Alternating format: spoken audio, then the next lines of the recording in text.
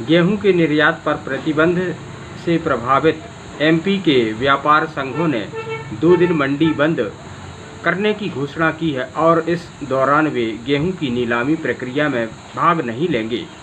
एक व्यापारी संघ ने कहा कि केंद्र सरकार द्वारा इस प्रतिबंध के कारण एमपी के व्यापारियों द्वारा भेजे गए 4000 ट्रक देश के 2 बड़े बंदरगाहों पर खड़े हैं। गेहूं के निर्यात पर रोक लगने के बाद आपके क्षेत्र के किसानों पर क्या असर पड़ सकता है?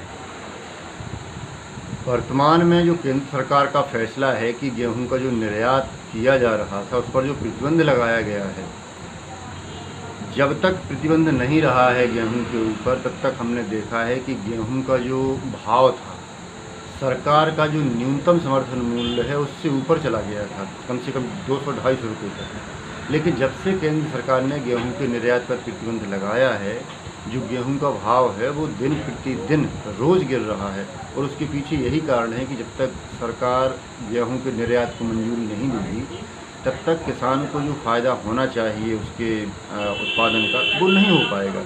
लेकिन सरकार की भी देखिए अपनी मजबूरियां हैं, वो किसी समय का पूरा उत्पाद विदेशों को नहीं बेच सकती, क्योंकि हमारे देश की जो खाद्यान्न आवश्यकताएं हैं वो वैसे भी दूसरे देशों की अपेक्षा बहुत ज़्यादा हैं। तो सरकार को इस पर प्रतिबंध कहीं ना कहीं लगाना ही था, अभी नहीं तो बाद में। लेकिन सरकार द्वारा जो प्रतिबंध लगाया गया है वो कहीं ना कहीं इस स्थिति के लिए लगाया गया है कि हमारे देश की जो खाद्यान्न आवश्यकता है वो बहुत ज़्यादा है।